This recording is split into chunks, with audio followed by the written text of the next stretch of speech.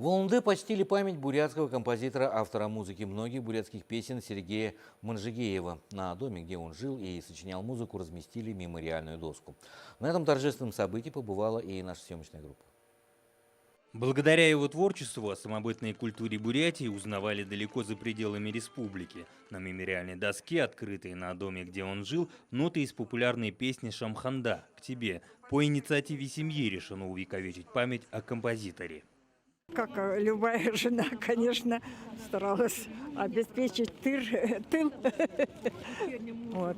Ну а по жизни он был, вот как уже здесь говорили, настолько оптимист. Вы знаете, даже когда он болел, он никогда не жаловался. Конечно, колледжу искусств Петра Ильича Чайковского, родному театру, землякам, родственникам за то, что разделили с нами такое радостное событие.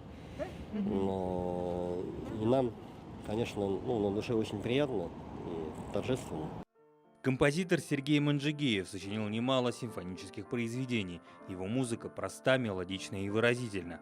Он был веселым, добрым человеком, но при этом строгим учителем. Среди его учеников Виктор Усович, Юрий Эрдынеев, Лариса Санжиева.